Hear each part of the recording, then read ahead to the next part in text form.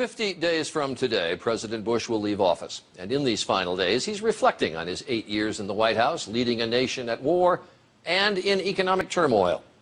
Much has been made of his historically low approval ratings, but Mr. Bush tells us he's leaving office with his head held high. We had a chance to talk with the president aboard Marine One, his helicopter, and at Camp David as he headed to his Thanksgiving celebration. Hey, hi, Charlie. We met the Bushes in the diplomatic room of the White House. Charlie, President, welcome. Prior to flying up to Camp David on the president's helicopter, Marine One. I'm glad to give you a ride on the magic carpet. Frankly, it's one of the great luxuries of the presidency. By chopper, Camp David, high in Maryland's Catoctin Mountains, is half an hour. Nice ride. We talked along the way about the Obama family visit to the White House and the fact that the president-elect's family found it less foreboding, homier actually, than they'd expected. And the president thought it would be a good place for the Obama girls to grow up. The White House is really neat, obviously, and there's a lot of beautiful antique furniture.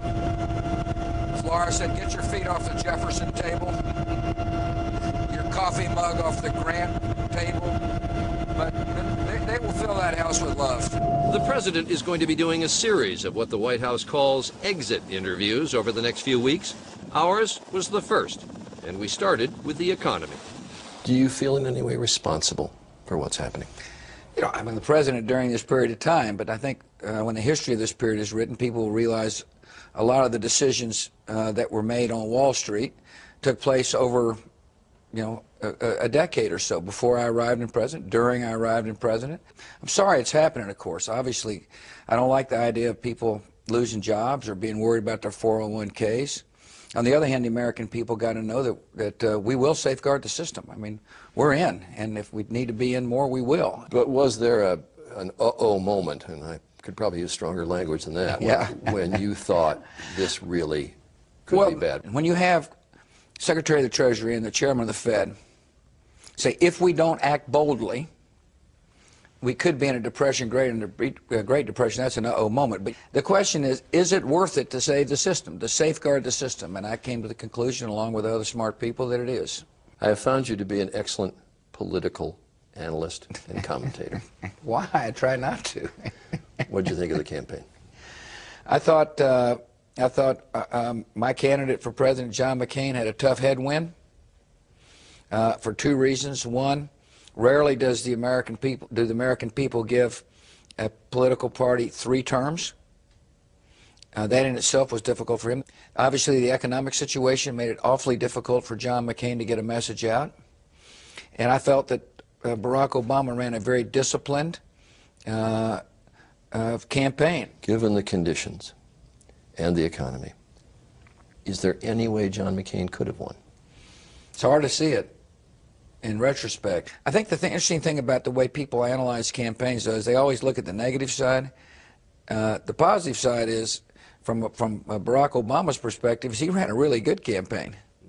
I mean, this guy, I'm told, raised $150 million in 1 month. That meant a lot of people were for him for president. Was the election in any way a repudiation of the Bush administration? I think it was a repudiation of Republicans, and I'm sure some people voted for Barack Obama because of me. I think most people voted for Barack Obama because they decided they wanted him to be in their living room for the next 4 years explaining policy. In other words, they made a conscious choice to put him in as president. But both candidates wound up criticizing you a lot. Yeah, well, that's what happens when you're the incumbent during a tough economic time. But hurt? No, not really. I mean, I've been around politics a long time. Remember, I was the guy in 2000 who campaigned for change. I campaigned for change when I ran for governor of Texas. The only time I really didn't campaign for change is when I was running for re-election. Let's talk a little bit about 8 years as being president. What were you most unprepared for? Well, I think I was unprepared for war. In other words, I didn't campaign and said, please vote for me, I'll be able to handle an attack. In other words, I didn't anticipate war. One of the things about the modern presidency is that the unexpected will happen. What don't the American people know about being president? What would surprise them the most? I think people look at the White House and say, oh man, what a miserable experience it is to be president. there's a lot of noise, a lot of criticism, a lot of name calling, a lot of this, a lot of that. There's some days we're not so happy, some days happy. Every day's been pretty joyous, though. That's the second time I've heard you use the word joyful about the presidency, and that might take people by surprise, even in really tough times. Oh, yeah. I don't want people to misconstrue. It's not I don't feel joyful when somebody loses their life, nor do I feel joyful when somebody loses a job. That concerns me. And, a president ends up, carrying a lot of people's grief in his soul. But the idea of being able to serve a nation you love has been joyful. In other words, my spirits have never been down. I have been sad, but the spirits are up.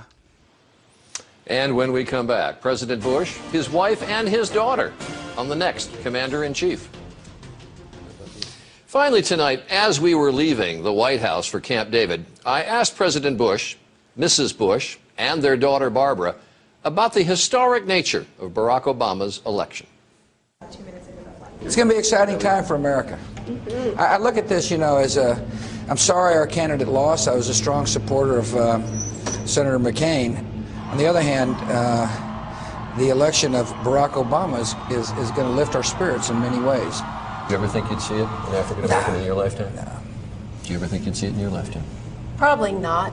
I mean, I'm not surprised in many ways, but I don't know if I expected. It's hard to believe it, having grown up, come to age in the 60s. Also with us for the trip to Camp David, their daughter, Barbara Bush.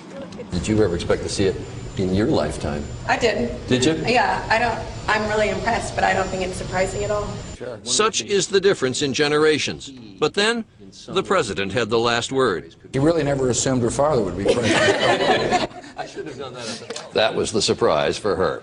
Well, tomorrow we'll have more of our conversation with the president and Mrs. Bush, both of them reflecting on the highs and lows of 8 years in the White House and what is next for the two of them.